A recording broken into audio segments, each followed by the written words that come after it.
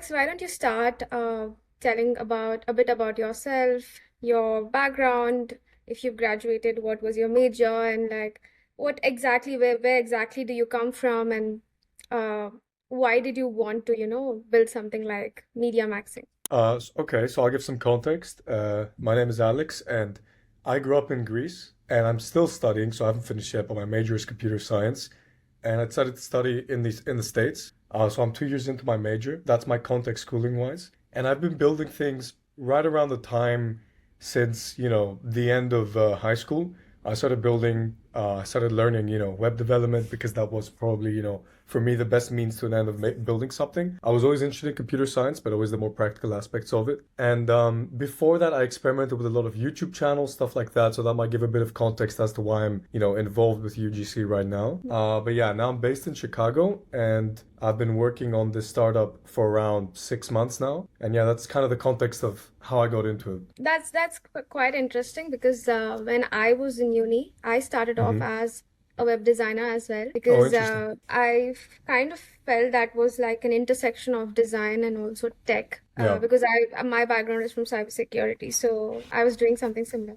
But coming back to media maxing, what made you, think of something that you wanted to do with media maxing? And was there a problem that you saw that you wanted to solve, or was it just something that came out of nowhere and then transformed into, something that Mm. you're building? So I'll give some interesting context on like media maxing because I actually wasn't there in the beginning of media maxing. So Oh, say at the beginning of the summer this year, my co-founder Sunny and my co-founder Davin, they met over Discord, which is kind of funny. Not LinkedIn, Discord. That's where this kind of branch of entrepreneurship is happening.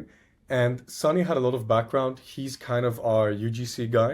He's okay. and he, has this knowledge of marketing. He's worked with companies like Google, and he saw a gap in the market for a UGC kind of marketplace. But there's a million UGC marketplaces, but Right. one that focuses on RPM based clipping, which I think we're probably going to get into more later. The way that we pay creators is kind of unique compared to most platforms. I actually had recently tried to do a startup at the same time that he had started it, and that Mhm. was actually a cashback application, mintcashback.com, but it had failed pretty miserably because I had no idea about distribution, and I had just built the product with my friends.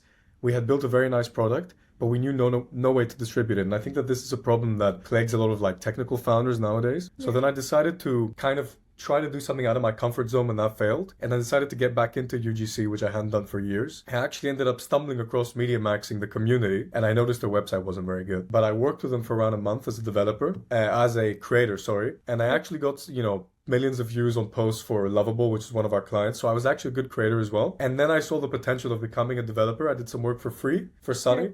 And then after that point, he just took me into the team and I joined as another co-founder. The real need for media maxing was platforms like WOP, which were servicing the same niche.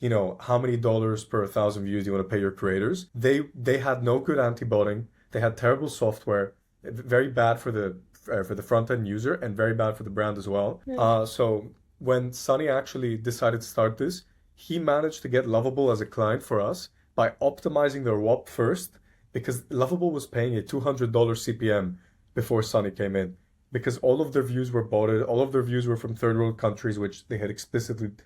disallowed, and our Yeah. platform is one of the only ones that truly controls this properly. That's pretty impressive because starting off as an employee or someone like joining under, your co-founder as Mm. part of, to learn something and then evolving into a co-founder is quite a Yeah. bit of a journey, I should say. And getting Lovable in the first place.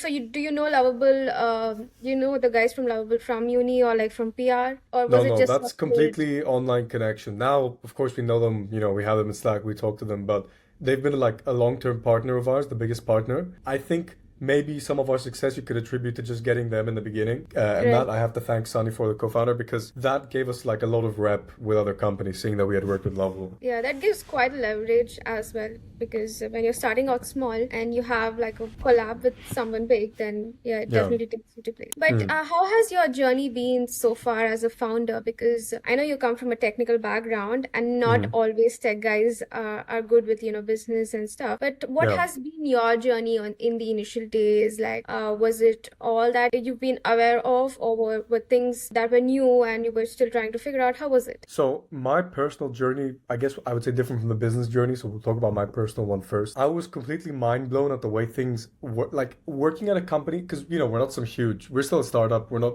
I don't think Yeah. we're in scale up territory or whatever yet. Being at a company that had revenue, that had things, because I had been trying for a year and a half before that building products, and I had never really been able to get something to stick. Just kind of having that initial boost and them lifting me up into that environment was insanely like eye opening. It was, I don't even know how to describe it.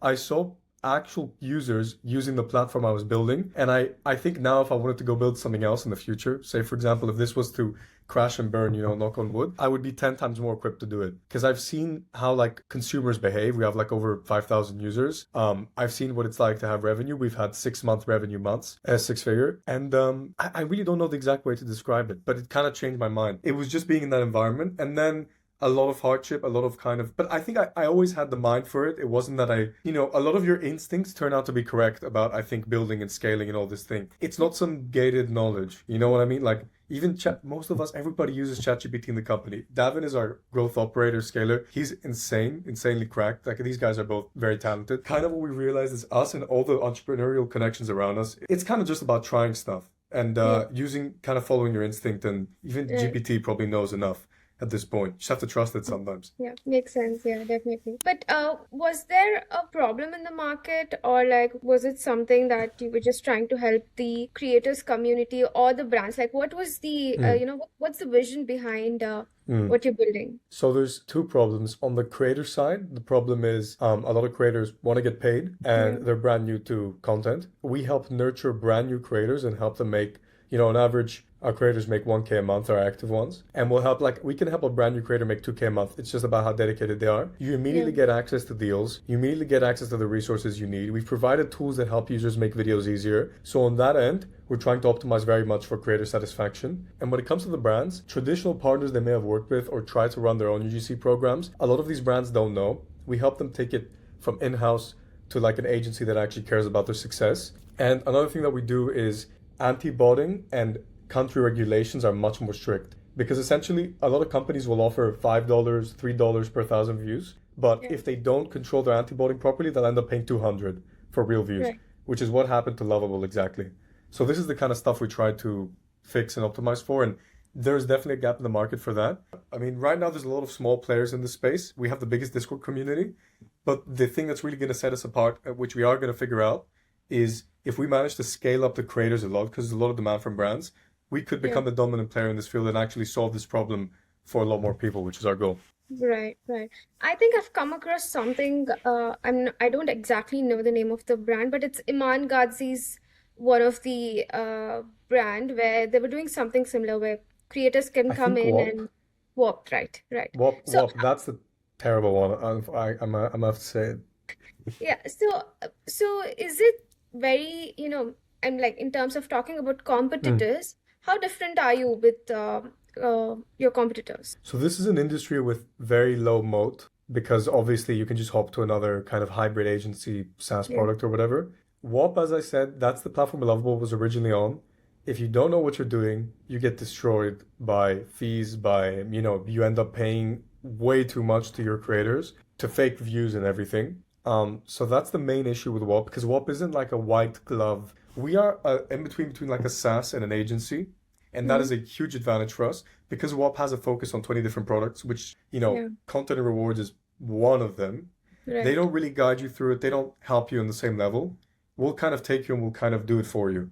We'll come up with a strategy. We'll come up with this. And we had a lot of issues with WAP software on the creator side. It's things that they could, technically speaking, they could fix if they wanted to. It takes a long time for creators to submit content. The website isn't detailed enough. There are not enough tools. But we feel like if we just fix these things and we just keep improving our platform, stacking that against our competitors as well as working with bigger brands, eventually we're going to have that competitive advantage. Definitely, definitely. That makes a lot of sense. Again, coming back to the question, it says, how many creators do you have in your community as of now? And how So many we have, brands? we've in total probably worked with 10, 15 brands, which is not like a huge amount, but the thing is, we have a lot of inbound from brands. Like because this is a very popular thing right now. So for anyone trying to get into it, the kind of space, I would say it's a good time. UGC is growing very much. So we've had a lot of inbound, but we have to limit the brands we work with because we Right. essentially only get paid if the videos perform, which is Mm-hmm. another benefit of our model for the brands. We don't take our fee up front, we take it after every video. So there's a lot of brands that have reached out and we're looking to scale that. But when it comes up to the creator end, we have 5,000 users, but you have to think that a lot of those users do not activate. We have 18,000 people in the Discord. I'd say only about 100, 200 of them are creators. And the majority of your revenue can come from like 50 really good creators on a good month. Because if Mm-hmm. each creator is doing, average 1K, 2K a month, something like that, then you don't need more than 50 to 100 creators, which helps us nurture the community a bit more closely. So you're saying most of the people who are on the Discord community, what are they part of So apart most from of them are being there for the UGC kind of like advice and everything. okay? So these are because it's framed as a UGC community, and if anyone's watching this, you're happy. Feel free to join, even if you don't want to post content. I've advised it to people who just want to grow their personal brand, for example, because there's just a very good community, a lot of people giving advice. But yeah, Right. it's primarily people who are just interested in UGC, and we Mm-hmm. help to funnel and convert some of them. And most people, honestly, are too lazy, even if they want to make money from this. It takes like everyday commitment to posting content, not a lot, maybe like an hour to make Yeah. your first couple grand a month. Yeah. But most people just, it's very hard to convert people on this because most people won't even convert when they have to click a button and it takes like 2 seconds longer. But Right. it's all part of the game.